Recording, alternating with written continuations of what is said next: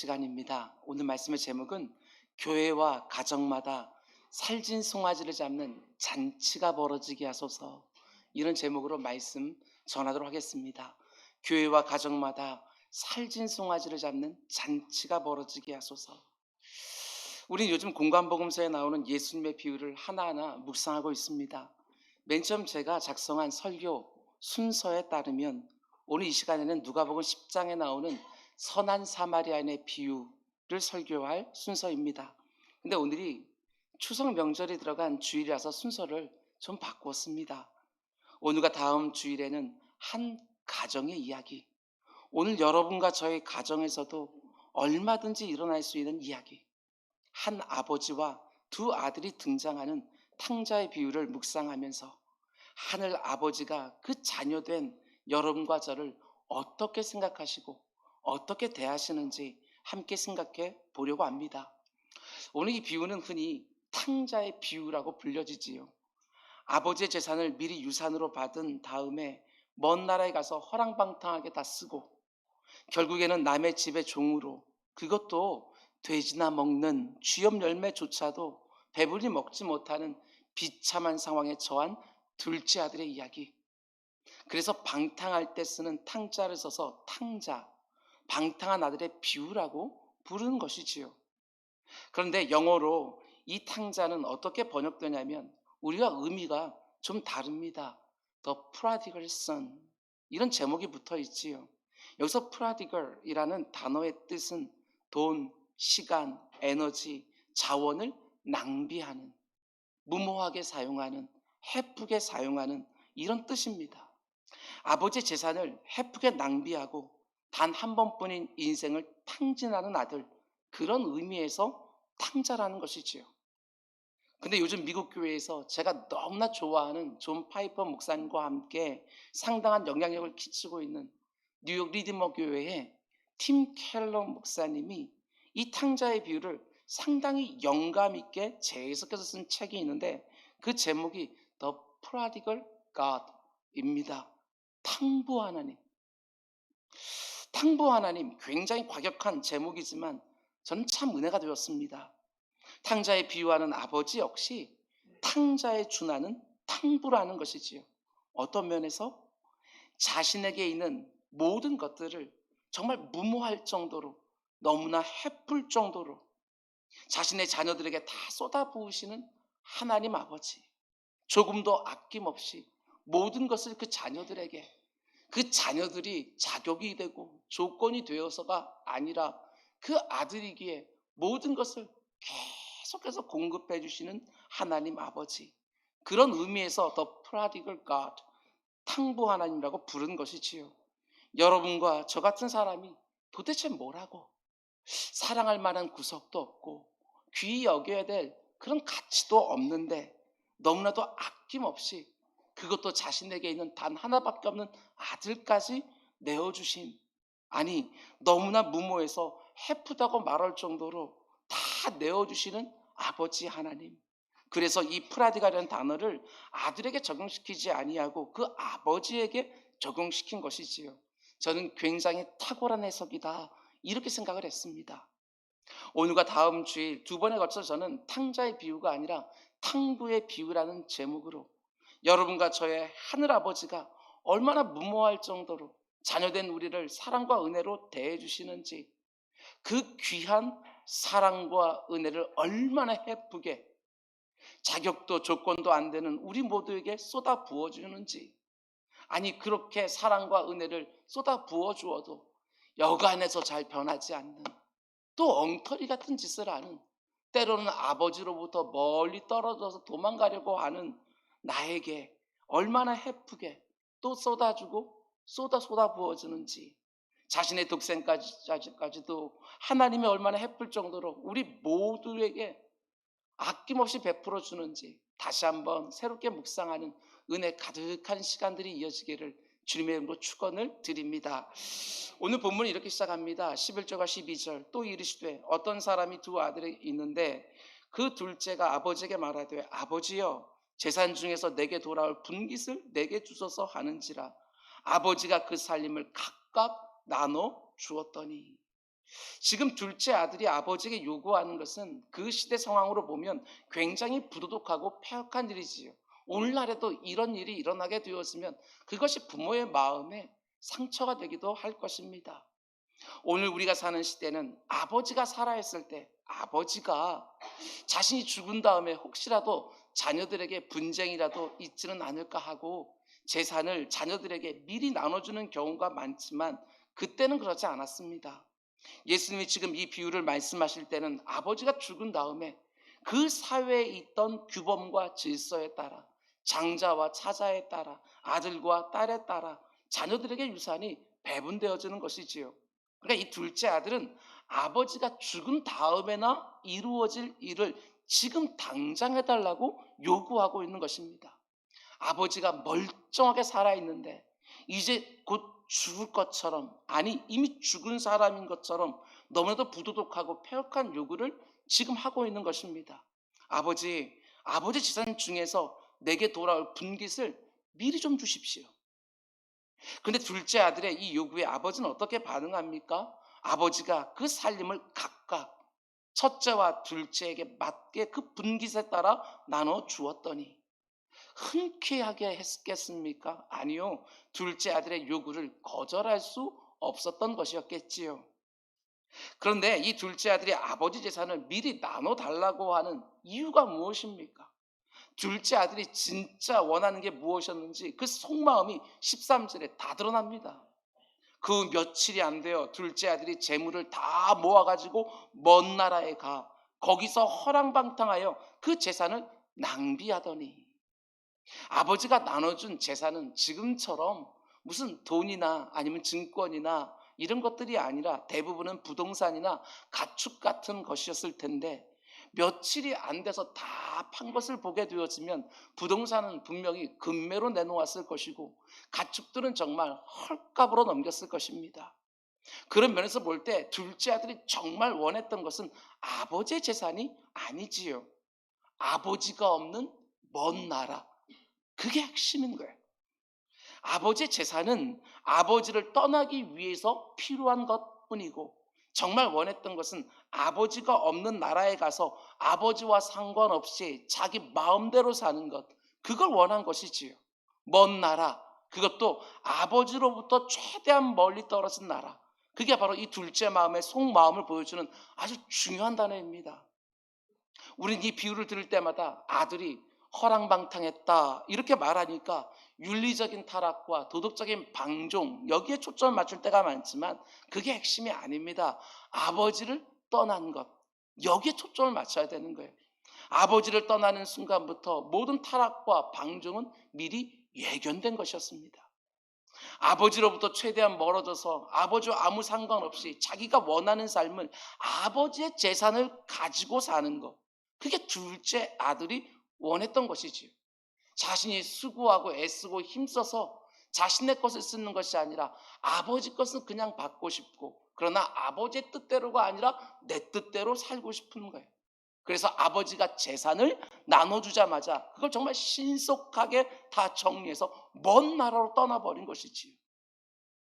여러분, 그런데 아버지로부터 멀리 떨어진 먼 나라에 가서 어떻게 살아갑니까? 13절 말씀 보면 거기서 허랑방탕하여 그 재산을 낭비했다. 여기서 핵심적인 단어가 바로 허랑방탕이라는 단어입니다. 이 허랑방탕이라는 원뜻은 자기에게 있는 것을 무절제하게 규모 없이 너무나 헤프게 낭비하고 탕진하는 모습을 가리키는 것입니다. 물론 둘째 아들의 삶에 윤리적인 타락과 도덕적인 방종이 틀림없이 들어있겠지만 그것은 일부분일 뿐이고, 아버지께 받은 재산을 제대로 사용하지 아니하고 헤프게 탕진하면서 그가 가진 모든 것들이 점점점 고갈되고 있는 상태, 그걸 가리켜서 허랑방탕 이렇게 말하고 있는 것이지요. 멋있는 옷도 사 입었을 것입니다. 원하던 집을 지었을지도 모르겠습니다. 낯선 땅에서 친구들을 사귀기 위해서 때로는 돈도 많이 썼을 것입니다. 아버지가 늘 원하던 것을 하는 것이 아니라 어쩌면 자기가 원하던 공부를 하기 위해서 좋은 스승을 구하기도 하고 어쩌면 책도 사봤을지도 모르겠습니다. 그리고 그런 지적인 추구가 실증이 났을 때에는 이상의 향락과 쾌락과 융에 빠졌을지도 모르겠지요. 누구도 의식하지 않아도 됩니다. 모르는 사람들 사이에 들어가서 그 가운데 아무것도 신경 쓰지 아니하고 내가 원하는 대로 하고 싶은 것들은 다 하며 산 것이지요. 그 모든 것들을 다 가리켜서 허랑방탕이라는 단어를 쓰고 있는 것입니다. 단지 이 허랑방탕이라는 이 단어를 우리가 성탄절에 성극을 하면서 그냥 우리가 늘 표현하는 것처럼 술과 창기와 도박과 뭐 이런 식으로만 생각하면 안 됩니다. 이렇게 생각하는 것이 맞는 것이지요. 둘째 아들에게 있었던 것은 사실 전부가 다 아버지의 것입니다. 그런데 아버지의 것을 가지고 아버지의 뜻과는 전혀 상관없이 자기가 원하는 대로 다 탕진해 버리는 거예요. 해프게 탕진한 그 모습이요. 그게 허랑방탕이지요. 그런 면에서 여러분과 저도 지금 몸은 이 자리에 있지만 얼마든지 허랑방탕, 여기서 자유로울 수가 없는 것이지요. 지난 한 주간에도 우리가 아버지께서 주신 것을 가지고 아버지의 뜻대로 살지 아니하고 지극히 내가 원하는 삶에만 분주하고 열심히 살았다고 한다면 얼마든지 영적인 면에서 우리는 허랑방탕, 이 단어를 쓸 수 있는 것입니다. 그런데 이 허랑방탕, 이 바로 하나님을 떠난 모든 인생들의 실상이라는 것입니다. 세상 사람들이 볼 때 내가 얼마나 열심히 사느냐, 성실하게 살고 부지런히 사느냐, 이게 중요한 것이 아니라 하나님이 보실 때는 허랑방탕. 너는 내가 준 것을 가지고 왜 내가 원하는 대로 쓰지 아니하고 네 마음대로 쓰느냐. 허랑방탕한 우리들의 삶을 지적하시는 것이지요. 자신은 지혜롭게 살고 열심히 산다고 나갈지 모르겠지만 하나님 주신 것을 가지고 그분의 뜻과 전혀 상관없이 살아가는 것, 그게 바로 영적인 허랑방탕이에요. 하나님이 내게 주신 시간과 물질과 재능과 열정과 관계 뿐만 아니라 딱 한 번밖에 살 수 없고 그것도 신속하게 지나가는 이 인생이라고 하는 이 생명, 하나님을 멀리 떠나서 하나님의 뜻과 상관없이 사용하고 있다면 그것이 바로 탕진하는 것이고 낭비지요. 어떻습니까? 여러분은 하나님 아버지께 받은 것을 그분의 뜻대로 지금 잘 사용하고 계십니까? 아니면 허랑방탕, 낭비하고 탕진하고 있습니까?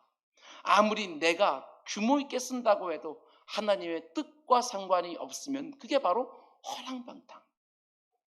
이 땅을 사는 참 많은 사람들이 마치 내가 노력해서 내가 열심히 살아서 모든 것을 다 얻었다는 것처럼 생각하지만 절대로 그렇지 않습니다.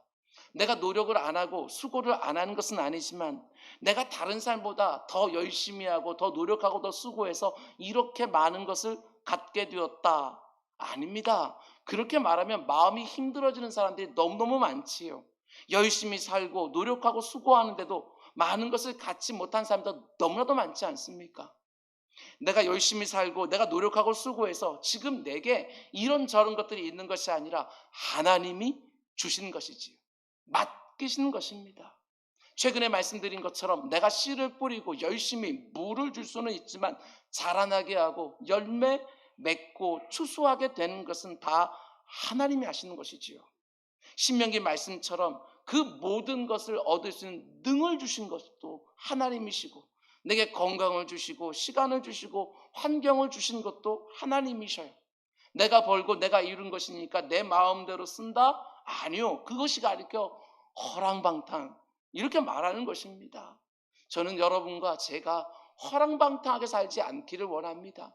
언제나 아버지 하나님이 왜 이것을 주셨는지를 생각하고 정말 충성스러운 청지기처럼 그것이 눈에 보이는 것인지 눈에 보이지 않는 것이든지 내 손에 쥐어지던 것인지 아니면 쥐어지지 않는 것이 뭐든지 간에 내게 있는 모든 것들은 하나님의 뜻에 맞게 사용하도록 내게 맡긴 것인 줄 알고 늘 그 뜻을 분별하여 살아가는 우리 모두가 될 수 있기를 주님의 이름으로 축원을 드립니다.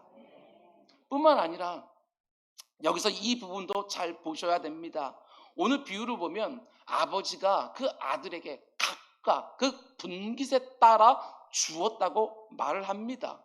하나님의 분깃에 따라 하나님이 꼭 맞게 각 사람에게 나눠주신다는 거, 여러분 이것도 꼭 알고 있으셔야 됩니다. 제 경우도 마찬가지입니다. 하나님이 제게 주신 것 있고 안 주신 것 있습니다. 그러나 분명한 것은 내게 있는 모든 것들은 다 하나님이 주셨다고 하는 것, 이거 하나는 믿고 살아갑니다. 그것도 분깃에 따라 하나님이 내게 꼭 맞게 주셨다는 거, 그것도 분명히 믿고 있습니다. 그리고 하나님이 주신 것이니까 하나님의 뜻에 어찌하든지 맞게 사용하려고, 단지 충성스러우려고 애를 쓰는 것이지요. 제 자신을 돌아보면 하나님이 저에게 반짝반짝하는 탁월한 것들은 많이 안 주셨습니다. 그런데 제가 목회하면서 깨닫는 것은, 하나님이 나에게 꾸준함이라는 것은 주셨구나. 탁월함은 안 주셨지만 꾸준함은 주셨구나. 이것을 깨닫게 됩니다. 여러분들이 잘 아시는 것처럼 저는 뭐든지 실증 잘 안 내고 꾸준히 합니다. 20대 중후반부에 청소년부 사역을 시작했는데, 그때 설교를 준비하던 방식 그대로 지금까지 똑같이 설교를 준비하고 있습니다. 원고를 문어체로 작성하지 아니하고 그냥 읽으면 설교가 될 정도로 구어체로 처음부터 작성을 합니다. 그리고 프린트한 다음에 그것을 꼭 7가지의 펜을 가지고 하이라이트를 하고 밑줄을 그고 추가를 합니다. 5가지 형광펜과 2가지 빨간색, 파란색 펜, 이 7가지 중에서 하나라도 없으면 전 설교가 잘 읽혀지지를 않습니다. 그리고 원고가 그렇게 완성이 되었으면 마치 강단에라도 서 있는 것처럼 혼자 있는 방에서 준비한 원고를 가지고 2-3번 정도로 제 입에서 나온 말이 제 귀에 들리도록 몇 번을 설교를 먼저 합니다. 그러면서 또 화이트를 들고 지우고 붙이고 수정하면서 설교 원고를 끊임없이 보완을 하는 게 한 번도 실증 나지 않았습니다. 정말 많은 손이 가는 설교 준비 방식이지만 그래도 늘 하던 대로 꾸준히 할 수 있었습니다. 어떤 설교자들은 원고를 철저하게 작성하지 않아도 저보다도 훨씬 더 힘있게, 그리고 훨씬 더 은혜롭게 설교하지만 저는 그게 안 됩니다. 하나님이 다르게 주신 것이지요. 다르게. 탁월함과 꾸준함을 서로 비교하면서 불평할 이유도 없고 부러워할 이유도 없습니다.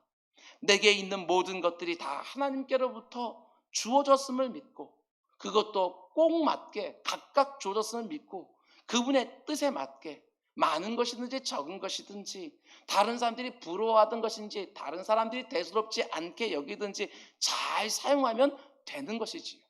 그러면 되는 거예요. 오늘 본문의 둘째 아들이 허랑방탕했다는 것을 윤리적인 모습으로만 보면 절대로 안 됩니다. 내가 아무리 열심히 살고 애쓰며 수고하며 산다고 해도 하나님은 멀리 떠나 있다면, 하나님이 주신 것들을 그분의 뜻과 전혀 상관없이 내 뜻대로만 사용하고 있다면 그게 바로 허랑방탕, 하나님이 주신 것을 지금 탕진하고 있는 것입니다. 하나님이 내게 주신 시간과 물질과 재능과 열정과 관계, 특별히 단 한 번뿐인 이 생명을 하나님이 나에게 꼭 맞게 분깃으로 주신 줄 알고, 하나님이 주신 것을 가지고 하나님의 뜻에 꼭 맞게 사용하여 많은 것을 맡긴 자들에게는 많은 것을 요구하시고, 적은 것을 맡긴 자들에게는 적은 것을 요구하시되, 5달란트 받은 자들보다도 1달란트 받은 자들이 1달란트를 더 남기면 그것을 가지고 착하고 충성되다고 칭찬해 주시는 하나님 아버지의 마음을 알고 그렇게 살아가는 우리 모두가 될 수 있기를 주님의 이름으로 축원을 드립니다. 여러분들, 이 둘째 아들이 아버지를 멀리 떠나서 허랑방탕에 산 결과로 결국엔 어떻게 됩니까? 14절 말씀 보십시오. 다 없앤 후 아버지께로 더 이상 공급되는 것들이 없으니까 다 소진되어지는 것이지요. 거기다가 그 나라의 흉년까지 들었습니다. 비로소 그가 궁핍해졌다. 지금까지는 궁핍한 적이 없었어요. 아버지 집에 있었을 때도 마찬가지고 아버지 재산을 사용할 때도 궁핍한 적이 없는데 비로소 궁핍해지는 거예요. 그러자 가서 그 나라 백성 중 한 사람에게 붙여 사니, 종으로 들어갔지요. 그가 그를 들로 보내어 돼지를 치게 하였는데 그가 돼지 먹는 지엽 열매로 배를 채우고자 하되 주는 자가 없는지라. 둘째 아들이 아버지 곁을 떠날 때 분명히 이렇게 생각했을 거예요. 내가 아버지를 떠나서 내 마음대로 살면 정말 행복하지 않겠나. 그러나 행복하지 않았습니다. 너무나 불행하다 못해 비참한 지경으로 떨어진 거예요. 지금 이 둘째 아들의 형편을 보십시오. 우리가 일반적으로 생각하는 것보다 훨씬 더 비참한 지경입니다. 유대인들은 어릴 때부터 이 돼지 고기는요 먹지 않았습니다. 돼지가 불결하다고 그렇게 생각했기 때문에 여러분 이스라엘 땅에서 돼지를 치지 않습니다. 이스라엘 땅에서 돼지를 치는 경우가 있다고 한다면 그건 이방인들이나 하는 일이지요. 자기 민족만이 선민, 선택받은 민족이라고 자부하면서 이방인들은 어떻게 생각합니까? 개들로 취급하고 지옥불이 계속 타올라야 되니까 거기에 땔감으로 쓰려고 이방들이 있다고 그들은 그렇게 생각을 했는데 지금 이 아들은요 그 이방인의 종으로 삽니다. 그것도 돼지에게 먹이를 주고 더러운 축사를 치워주고 너무나도 배가 고파서 돼지가 먹는 그 사료와 같은 쥐염 열매라도 마음껏 좀 먹었으면 좋겠는데 그것도 녹록지가 않습니다. 얼마나 비참한 하루하루가 이어졌을까. 하나님을 떠난 삶이 행복할 것처럼 생각되어도 아니라는 것입니다. 영적으로 너무나 불행한 상태지요. 비참한 거예요. 고갈되고 궁핍해지는 거. 여러분 오늘 본문을 통해서 하나님 아버지의 집과 이 세상의 차이를 좀 분명히 해놓으셔야 됩니다. 세상은 화려해 보입니다. 쾌락과 즐거움이 있어 보이고 자유로워 보이지요. 친구들도 많습니다. 그러나 절대로 놓치지 말아야 될 것은 그 모든 것들은 네가 무엇을 한다면 이라는 조건이 붙어 있는 것입니다. 탕자가 돈이 있을 때 주변에 친구들이 많이 있었지요. 네가 돈이 있는 한 내가 친구가 되어줄게. 이게 바로 세상이에요. 조건이 붙어 있는 거예요. 그가 돈이 있을 때 쾌락도 누릴 수 있었습니다. 그가 돈이 있을 때 세상의 즐거움도 마음껏 누릴 수 있었습니다. 그런데 그에게 돈이라는 조건이 사라지고 나니까 세상 친구들 다 그를 버리고 떠나는 거예요. 이게 바로 세상이에요. 내게 능력이 있고 실력이 있고 나를 통해서 자신의 유익이 될 것 같으면 내 주변에 사람들이 몰려온다 할지라도 그것들이 사라지고 나면 이내 썰물 빠지듯이 쫙 빠져가는 그것이 세상이지요. 그러나 아버지는 우리를 그렇게 대하지 않습니다. 아버지는 무조건적으로 은혜와 사랑으로 우리를 늘 대해 주시는 것이지요. 내가 그분의 아들로 입양되었기 때문에 아들의 모든 지위와 권세를 우리들에게 값없이 허락해 주시는 것. 그게 바로 하나님 아버지십니다. 이 세상이 주는 쾌락과 즐거움에 절대로 속지 마시기 바랍니다. 세상의 사랑은 조건적인 사랑이에요. 나에게 뭔가 있을 때 나를 사랑해 주는 세상이지요. 그러나 아버지의 집은 내가 뭔가를 가지고 있든지 가지고 있지 않든지 내가 아들의 옷을 입고 있든지 종의 옷을 입고 있든지 그런 것 전혀 상관없이 나를 품어주는 집이 아버지의 집인 것입니다. 여러분 한마디로 이렇게 말할 수 있습니다. 가지고 있던 것들이 다 사라지고 나니까 이제는 사람의 종이 되었습니다. 세상의 종이 되었습니다. 자유자가. 아버지와 함께 살 때는 아버지로부터 공급되는 가장 좋은 것들로 먹고 마시고 입었는데 이제 어떻게 돼요? 사랑의 종이 되었어요. 종을 부리던 아들이 지금 사람의 종, 세상의 종이 되는 거예요. 이게 바로 하나님을 멀리 떠난 인생들의 결국이라는 것입니다. 하나님을 떠나서 하나님과 전혀 상관없는 삶을 살게 되었으면 혹은 세상적인 것들에 풍성해질 수 있어요. 그런데 하나님으로부터 공급되어지는 것은 고갈되기 시작합니다. 다 끊어지게 되는 것이지요. 사마리아 수가성 여인처럼 하나님과 끊어진 상태에 살아가는 삶 가운데 모든 것들은 그때그때 내가 원하는 데다 취했지만 그 영적으로 다 고갈되어 있는 상태. 그걸 보게 되어지는 것이지요. 내 영혼에 반드시 필요한 것들이 있는데 아버지와 끊어져 있으니까 계속해서 고갈되어지는 겁니다. 그러다 보면 결국 자유자에서 종이 되어지는 것이지요. 하나님 아버지의 그 복된 자녀의 자리에서 사람의 종이 됩니다. 세상의 종이 되어지는 거예요. 내 영혼이 궁핍해지고 피폐해지니까 그것을 채울 길이 없어서 세상 재미에, 세상 사람들이 말하는 그 성공에, 그 많은 물질에 종이 되어지는 거예요. 많은 것을 가지고 있다고 생각했지만 그걸 누리는 것이 아니라 거기에 묶여서 종으로 살아가는 것. 자유롭지 않아요. 여러분 그런데 이 부분이 중요하지 않겠습니까? 이게 바로 하나님의 은혜지요. 그렇게 지금 돼지 쥐염 열매도 제대로 먹지 못해서 내가 이제 굶어 죽는 거 아닌가? 그 비참한 지경 가운데 속에서 그의 머릿속에 한 가지 떠오르는 게 있는 거예요. 한탄하는 자리였어요. 이건 모든 인생이 다예요. 근데 하나님의 은혜는 무엇입니까? 그 가운데 속에 아버지를 생각하기 시작해요. 이게 은혜지요. 17절 이하의 말씀 보시기 바랍니다. 이에 스스로 돌이켜 이르되, 스스로 돌이켜 이르되. 여러분, 이 표현이 바로 우리에게 익숙한 표현으로 하면 이게 회개지요. 이게 회개입니다. 이 둘째 아들이 회개하기 시작하는 거예요. 그러면서 하는 말이, 내 아버지에게는 양식의 풍족한 품꾼이 얼마나 많은가. 그런 나는 여기서 줄여 죽는구나. 내가 일어나 아버지께 가서 이르기를, 아버지, 내가 하늘과 아버지께 죄를 지었사오니 지금부터는 아버지의 아들이라 일컬음을 감당하지 못하겠나이다. 나를 품꾼의 하나로 보소서 하리라. 여러분, 여기서 우리는 우리 기독교가 말하는 회개의 핵심이 뭔지를 보게 되어집니다. 성경이 말하는 회개의 핵심은요, 우리는 흔히 회개라고 하면 내가 잘못한 어떤 구체적이고 특정한 어떤 일들을 뉘우치고 그 잘못된 것을 바로 잡는 것을 회개라고 생각하지만, 여러분, 그게 핵심은 아닙니다. 아버지께로 돌아가는 것, 이게 회개의 핵심이에요. 아버지를 떠나는 그 순간부터 이러한 모든 일들이 벌어졌으니까 회개라고 하는 것은 아버지께로 돌아가는 것, 이게 핵심이지.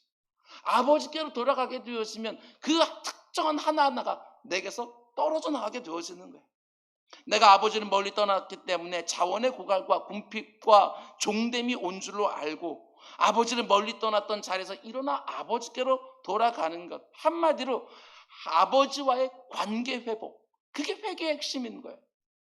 내가 잘못한 특정한 행위를 뉘우치고 그 행위를 더 이상 하지 않는 것, 그것도 분명히 회개지만 그 정도를 가리키는 것이 아니라 아버지와의 관계를 회복하기 시작하면 그 행위를 더 이상 반복하지 않게 되어지는 거예요. 아버지와의 관계가 회복되어지는 것이 먼저이고 뭔가를 하고 안 하는 것은 그 뒤로 따라오는 결과인 것이지요. 너무 당연하지 않습니까? 하나님을 멀리 떠나서 내 마음대로 살던 그 자리에서 돌이켜 하나님께로 다시 돌아가서 그분과 함께하고 그분과 교제하고 그분을 누리고 그분을 즐거워하고 기뻐할 때 당연히 어떻게 돼요? 하나님과 함께 있는 머무는 시간들이 점점점 많아지니까 그분의 성품을 점점점 닮아가게 되어지는 거예요. 하나님을 닮아가니까 당연히 하나님이 싫어하는 것들은 안 하게 되어지고, 하나님이 싫어하신다고 해서 안 하는 게 아니라 하나님을 닮아가니까 하나님이 싫은 게 나도 싫은 거예요. 뭔가를 해야 된다고 하니까 억지로 겨우겨우 간신히 하는 게 아닙니다. 하나님을 닮아가니까 하나님이 기뻐하시는 것들이 나도 기쁜 거지요. 그래서 그것을 자원하게 되어지는 거예요. 아버지께로 돌아가는 것입니다. 아버지를 즐거워하는 예배 자리로 돌아가고 아버지와 친밀한 교제를 나누는 그 기도의 독방으로 돌아가는 것이고, 하나님을 아버지라고 부르는 또 다른 지체들과 교제하는 자리로 돌아가는 거예요. 내가 어떤 특정한 행위를 끊어내는 것 자체가 기독교가 말하는 핵심이 아니라 내가 떠나온 하나님께로 다시 돌아가서 그분과 함께하는 시간이 많아지면 많아질수록 틀림없어요. 내 안에서 하나님을 닮은 구석들이 계속 생기는 것이지요. 하나님이 싫어하는 것들을 나도 싫어하고 하나님이 좋아하는 것을 나도 좋아하게 되는 거예요. 당연히 내가 예전에 그렇게 기뻐하는 것들이 더 이상 안 기쁜 것이고, 내가 전에 중요하다는 것들이 마치 배설물처럼 얼마든지 상대화시킬 수 있는 것이고, 나의 잘못된 습관과 방식과 기준, 이런 것들이 내 삶에서 멀어지는 거예요. 이게 진짜 회개지요. 제가 누누이 말씀드린 것처럼 하나님과 나의 거리가 중요한 거예요. 가까워지면 가까워질수록 그 가운데 하나님께 있는 것이 나같이 엉터리에게도 묻어나오는 것이지요. 어떤 분들은 이렇게 말할 수 있어요. 지금 내가 하나님과의 거리가 가까워졌는지 멀어졌는지 이걸 내가 어떻게 알 수 있느냐, 눈에 보이지 하나님과 나의 관계를 어떻게 알 수 있냐, 이렇게 말하지만 성경은요 막연하게 말하지 않습니다. 지금 하나님과 나와의 거리가 어느 정도 되어지는지, 내가 하나님께 바짝 붙어있는지 멀리 떨어져 있는지 이걸 어떻게 알 수 있느냐, 그 눈에 보이는 어떤 기준들을 우리에게 제시해 주었어요. 그게 무엇입니까? 바로 예배의 자리가 내게 살아있는가, 기도의 자리가 여전히 뜨겁게 살아있는가, 말씀 묵상의 자리가 여전히 내 삶 가운데 딱 자리 잡혀 있는가. 100% 정확하게 판단하지 못한다 할지라도 요즘 내 입술에서 찬양과 감사가 얼마나 쏟아지고 있는가, 이런 것들을 얼마든지 스스로 점검할 수 있다고 말해 주는 것이지요. 어떻습니까? 요즘과 하나님과 나의 거리가 어느 정도 되십니까? 전에는 바짝 붙어 있었는데 이제는 멀리 떨어져 있지만 모든 것들이 그냥 익숙해서 아무런 문제 없는 것처럼. 아니요. 시간을 따져보십시오. 예배하는 시간들이 내게 늘어나고 있는지 줄어들고 있는지, 기도하고는 자리가 내게 더 빈번해지고 있는지 드물어지고 있는지, 내 입에서 어떤 말들이 쏟아지고 있는지, 내가 모든 것들을 하나님의 섭리 가운데서 바라보이는지, 아니면 근심과 염려가 더 가득해지는지, 이런 것들을 얼마든지 우리 생각해 볼 수가 있는 거예요. 하나님을 섬길 때 여전히 기쁨이 있고, 다른 지체들을 위하여 봉사할 때 그 가운데 속에 하나님 신 위로와 격려가 있고, 이런 것들을 얼마든지 따져볼 수 있는 거예요. 요즘 하나님과의 거리가 이렇게 멀어지고 있는 것 같이 느껴지는 분이 있다고 한다면 여러분 그거 가만두시면 안 됩니다. 여러분 이 안에 있는 내 자신에게 자꾸 속기 마련해요. 더욱더 간절한 모습으로 예배 자리로 한 번 더, 기도의 자리로 한 번 더, 교제와 찬양과 말씀 문제의 자리로 한 걸음 더 가까이 나가는 우리 모두가 다 될 수 있기를 주님의 이름으로 축원을 드립니다. 근데 이 둘째 아들을 보면요, 아버지께로 돌아가야 되겠다고 생각하면서 동시에 하는 게 있어요. 그게 뭐냐? 제가 생각해봐도 저라도 그랬을 것 같아요. 이제 아버지께로 돌아가야 된다고 생각을 하고 몸을 딱 돌이켰는데 마음 가운데 오만 가지 걱정과 근심이 있잖아요. 아버지가 나를 안 받아주면 어떻게 하지? 나를 내치면 어떻게 하지? 나도 낯짝이 있는데 도대체 뭔 말을 할 수 있을까? 그러면서 아버지를 다시 만났을 때 내가 해야 될 말 두 마디를 준비를 하는 거예요. 그게 오늘 본문에 나와요. 하나는 아버지, 내가 아버지와 하늘께 내가 죄를 지었사오니 지금부터는 아버지 아들이라 일컬음을 받는 것을 감당하지 못하겠습니다. 이게 하나고, 두 번째는 그러니 나를 품꾼의 하나로 종으로 받아주십시오. 이 두 마디를 준비한 거예요.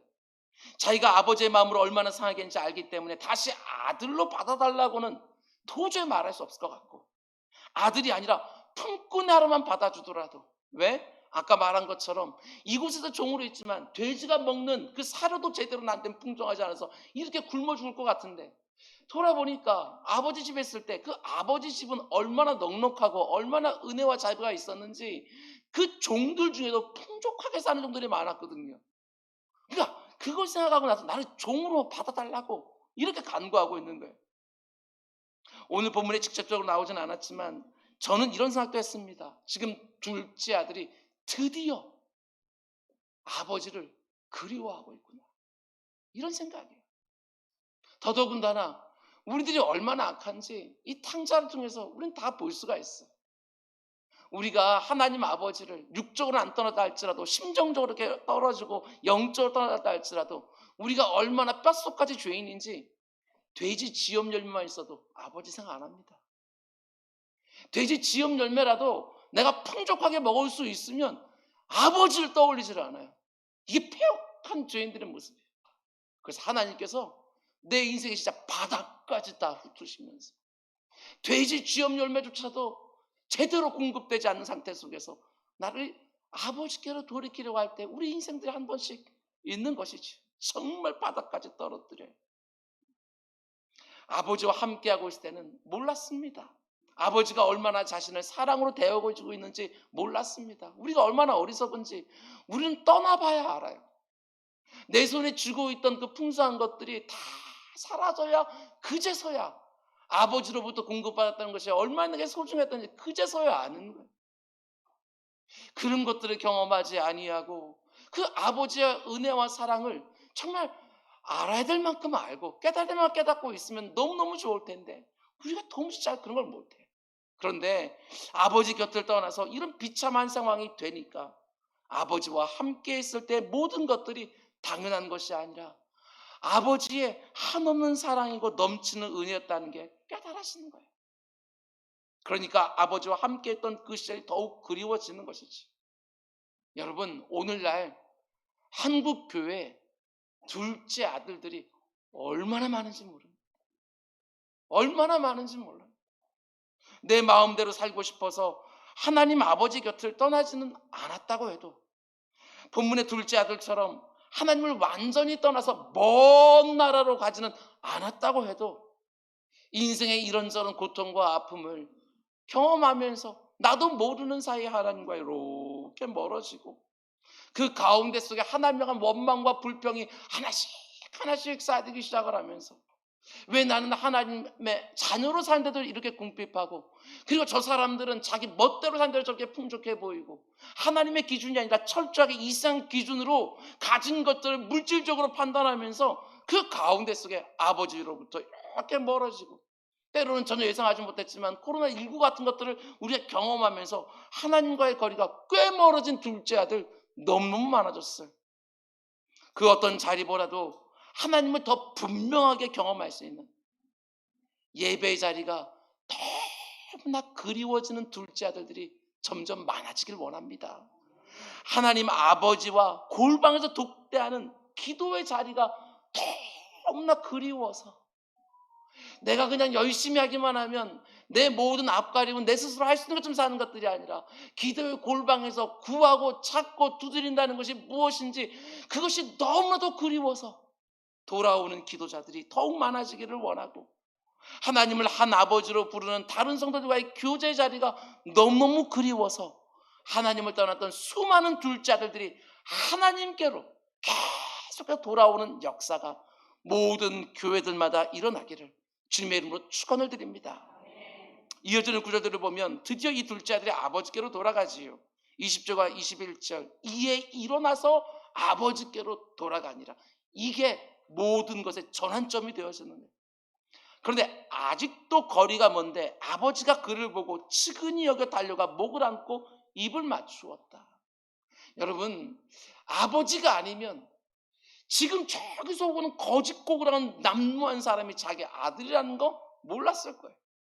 나갈 때 그 아들의 그 존귀함은 다 사라져버리고 거짓골로 돌아오는데 어떻게 그걸 알아보겠어요? 그런데 이 아버지는 한눈에 알아보고 불쌍히 여기며 달려가서 목을 안고 입을 맞춥니다. 그러자 아들이 준비한 말을 하지요. 아버지, 내가 하늘과 아버지께 죄를 지었사오니 지금부터는 아버지 아들아 일컬음을 감당하지 못하겠나이다. 앞에서 본 것처럼 둘째 아들은 자기가 아버지를 만날 때 할 말을 두 마디를 준비했어요. 그리고 모르긴 몰라도요, 아버지 집에 가까이 오면 벌써 수없이 되뇌기면서 아마 연습했을 거예요. 저라도 그랬을 것 같아요. 아버지 만나자마자 이 두 마디 해야지 끊임없이 연습했을 거예요. 내가 하늘과 아버지께 죄를 지었으니 더 이상 이제 아버지 아들이가 불리는 거 감당이 못하겠습니다. 그러니 나를 품꾼의 하나로 여겨주십시오. 그런데 이 두 마디 말을 준비하고 갔는데 어떤 일이 벌어져요? 아버지의 반응을 잘 보시기 바랍니다. 이 아버지가 둘째 아들이 돌아와서 그 연습하고 되뇌었던 말들 다 쏟아놓으니까, 여러분 잘 보셔요. 그 쏟아내는 말을 듣고, 그 회개하는 말을 듣고 그 아들을 다시 받아줬어요? 아니에요. 아들이 아직도 거리가 멀리 떨어졌을 때 아버지가 뛰어가는 거예요. 절대로 오해하면 안 됩니다. 우리가 믿는 기독교는 내가 회개하고 돌아오니까 하나님이 나를 받아주는 종교가 절대로 아니에요.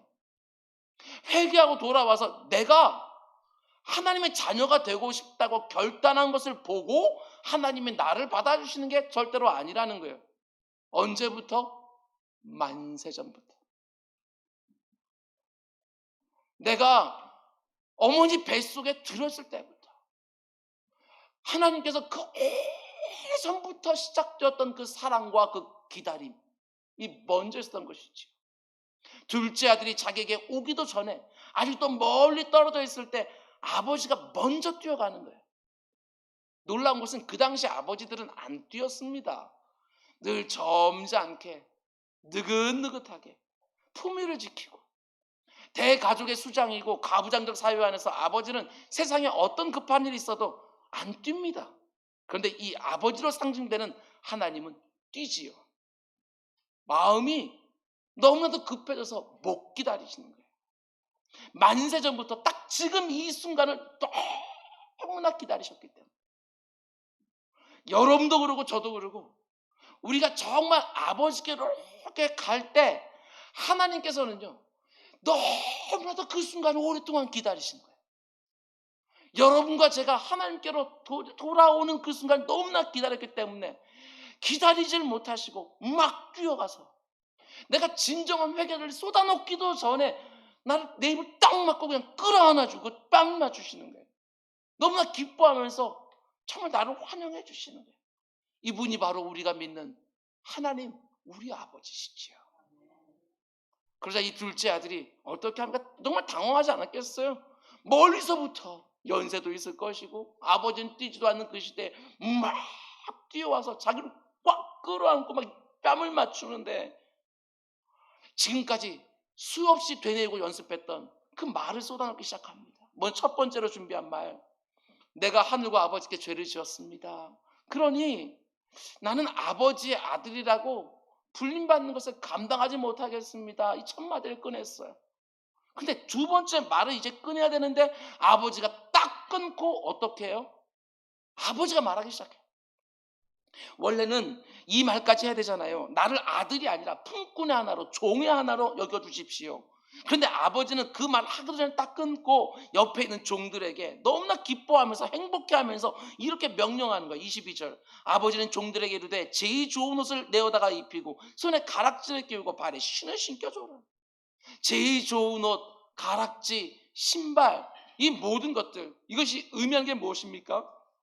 아들의 신분을요 이미 완벽하게 회복시켜주고 있는 거예요. 회개를 다 쏟아놓기도 전에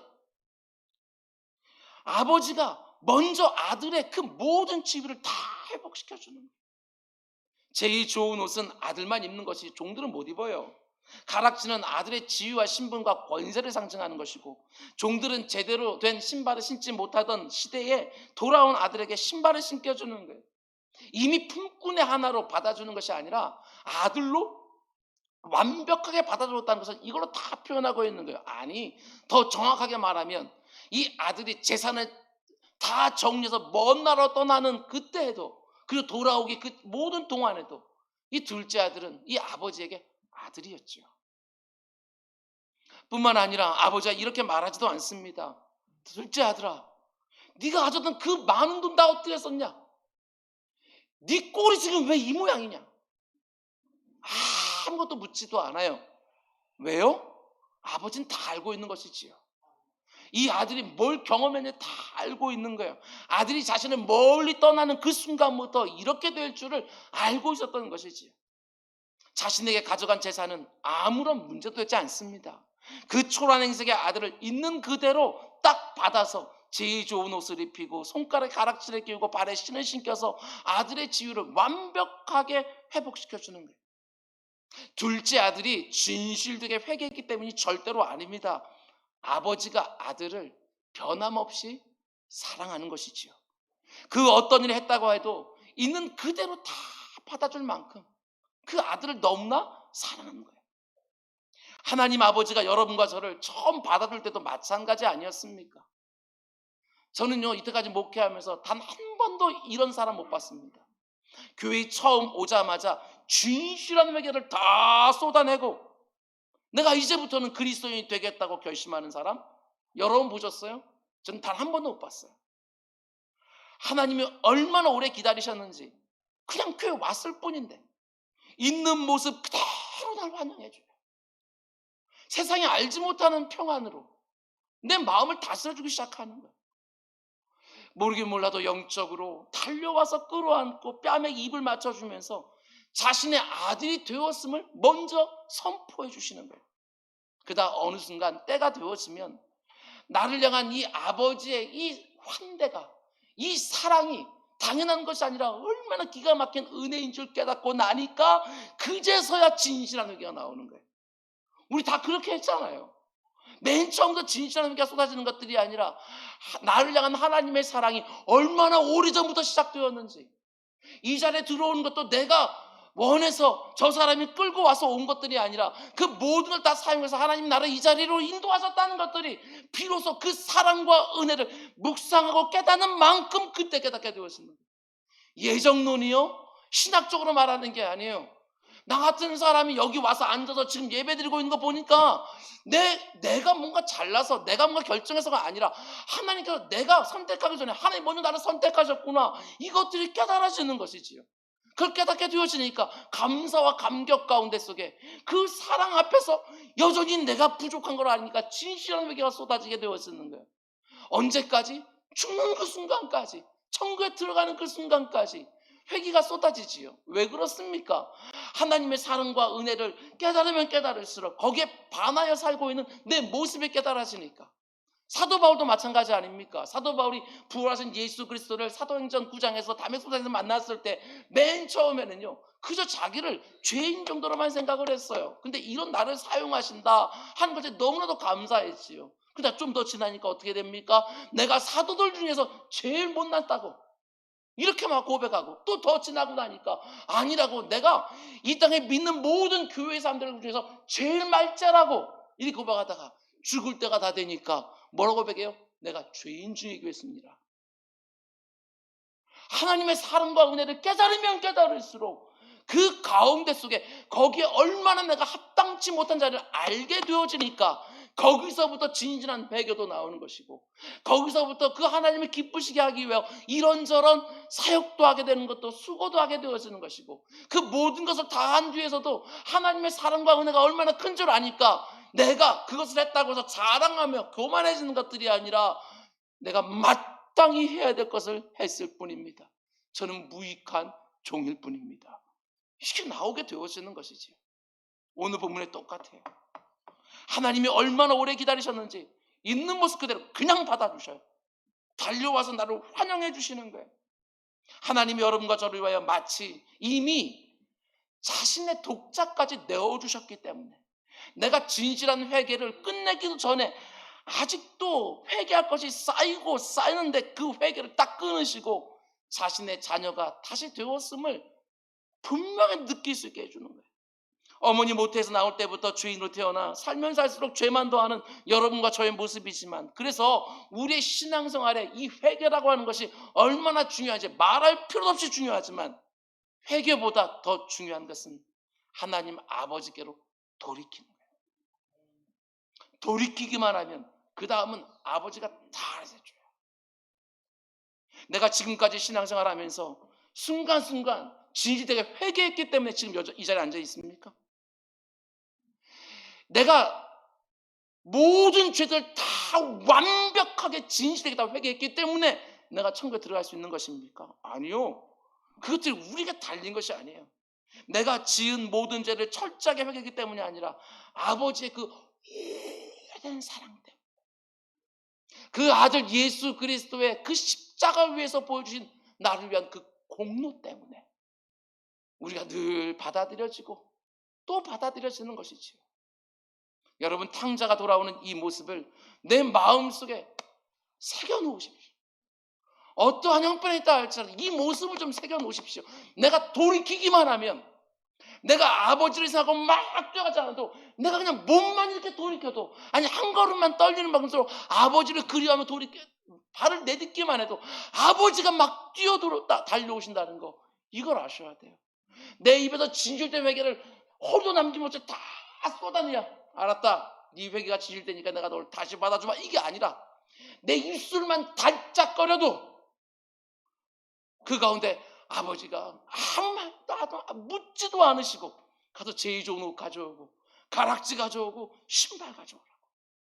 그분이 바로 우리가 믿는 하나님 아버지지요.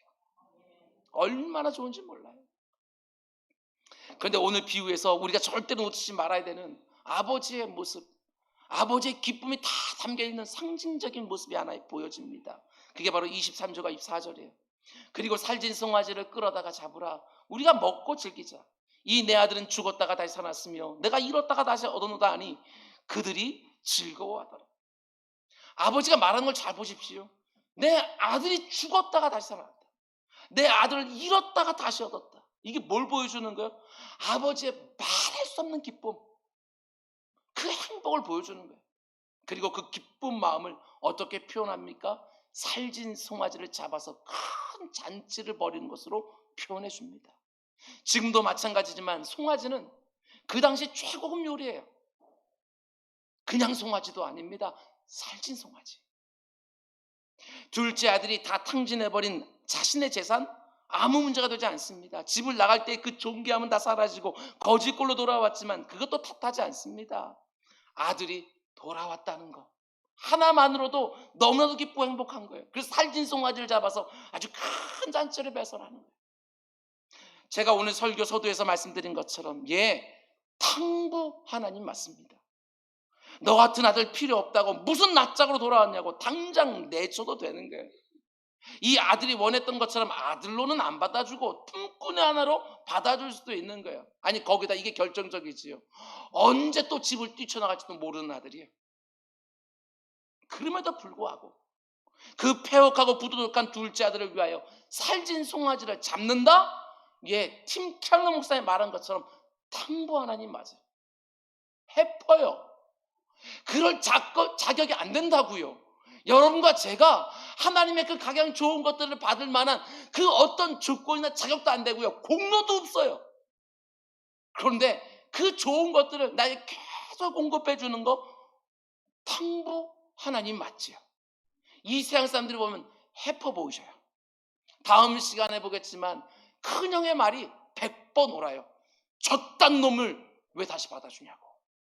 왜 저딴 놈을 위해서 이런 큰 잔치를 베풀어 주냐고. 이게 100번 옳아요. 우리 볼 때는 3번 정도 용서해주면 됩니까? 7번 정도 용서해주면 됩니까? 그리고 다시 받아주면 됩니까? 그때 70번씩 7번이라도 영원토록 끝까지 돌이키기만 하면 또다시 희게 해주시고 또다시 깨끗하게 씻어주시고 동에서 서가 먼 것처럼 멀리 모든 죄가를 다 내게서 옮기시고 탕부 하나님이 맞아요.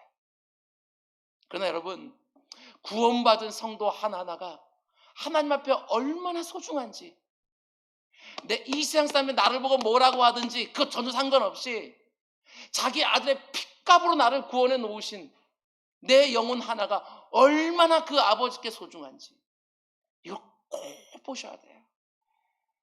여러분과 저 역시 하나님 아버지의 집에서 모든 좋은 것들을 다 누리다가 하나님이 뭔가 주기만 하면 빈털털 되어서 거지꼴로 이 안에 들어왔는데 아버지 집에 들어왔는데 그 아버지께서 내게 회복시켜서 또 주기만 하면 또 이내 세상으로 뛰쳐나가는 우리들 아니에요? 다 전과자들이잖아요.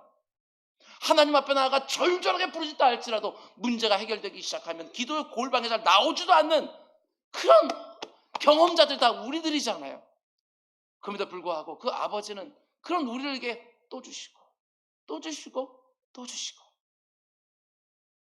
하나님 아버지께로 돌아오기만 하면 아버지가 너무나도 기뻐하십니다. 나를 결코 내치지 않습니다. 나를 다시 받아주는 것만 해도 너무나 송구스럽고 죄송한데 아들의 지위까지 완벽하게 회복시켜줘요. 큰 잔치를 베풀어 주시는 것이죠. 하나님 아버지는 여러분과 저 한 사람도 포기하지 않으십니다.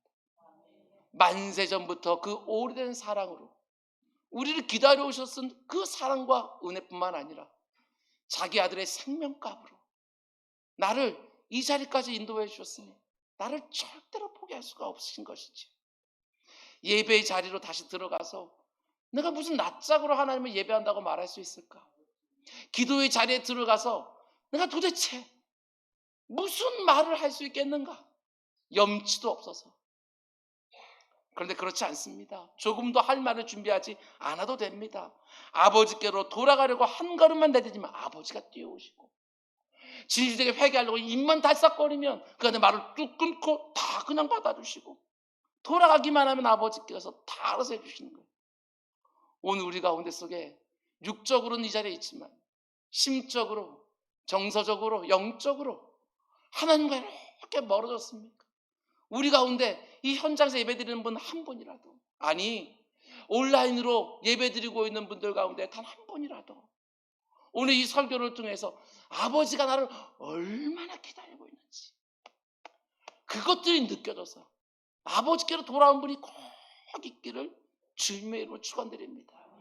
좀 이따가 우리가 함께 찬양하겠지만 그럼에도 불구하고 라고 하는 찬양이 있지 않아요? 그 가사가 얼마나 은혜로운지 오늘 이 누가복음 15장과 딱 맞아 떨어집니다. 마음속에 어려움이 있을 때 주님 내게 먼저 오사 내 마음을 만지고, 주님 앞에 나올 수 없을 때 주님 날 먼저 안으시네. 그럼에도 불구하고 날 사랑하시는 내 하나님의 사랑은 나의 모든 것을 덮고, 그럼에도 불구하고 날 안아주시는 내 하나님을 부를 때 뭐라고요? 아버지라고 부르는 것이지. 예, 우리는 그 만왕의 왕, 만군의 주가 되시는 그 하나님을 아버지라고 감히 부를 수 있게 된 예수 그리스도의 핏값으로, 독자의 십자가 공로로 입양된 아들과 딸입니다. 그거 하나 딱 붙들고 아무리 멀리 떠나 있다 할지라도, 아무리 엉터리처럼 살고 있다 할지라도 또 돌아가고 또 돌아가고 또 돌아가는 거예요. 내가 아버지께 주신 시간을 내 마음대로 낭비했는데 왜 이렇게 네 세월 낭비하고 탕진했느냐고, 예, 꾸짖지 않습니다. 돌아가는 그 순간 하나님은 아무 일이 없다 할지라도, 마치 이제 마지막 호흡을 가냘프게 쓰는 그 순간이라도, 돌아오는 그 순간 너무나 오래 기다렸기 때문에 하나님은 꽉 끌어안고 아들의 지위로 천국까지 인도해 주시는 너무나 풍성하신 아버지 하나님, 괜찮다고, 돌아왔으니 나는 너무나도 기쁘다고, 그분이 바로 여러분과 저의 아버지입니다. 오늘날 나도 모르는 사이에 둘째 아들이 되어버린 분들 너무너무 많습니다. 아버지 하나님을 그리워하고 예배와 기도와 성도의 교제를 너무너무 그리워하다가 다시 아버지의 집으로 돌아오는 역사가 이곳저곳에서 일어나기를 원합니다. 예배의 자리로, 기도의 자리로, 말씀 묵상과 찬양과 성도의 교제의 자리로 돌아오는 분들이 계속해서 있기를 원합니다. 우리 교회는 물론이고 이 땅의 교회들마다 돌아온 둘째 아들들이 넘쳐나서 모든 교회와 하나님의 집에서 살진 송아지를 잡는 큰 잔치가 끊임없이 벌어지기를 주님의 이름으로 축원을 드립니다. 기도하겠습니다. 사랑의 주님, 우리에게 오늘 또 너무나도 귀한 말씀을 허락해 주셨습니다. 묵상하고 묵상하면서 그 가운데 속에 내침당할지 모른다고 하는 그 어떤 두려움과 염려도 없이 그저 하나님께로 돌아오는 둘째 아들들 여기저기에 계속해서 드러날 수 있도록 인도하여 주시옵소서. 이 모든 말씀 예수님의 이름으로 기도드렸습니다.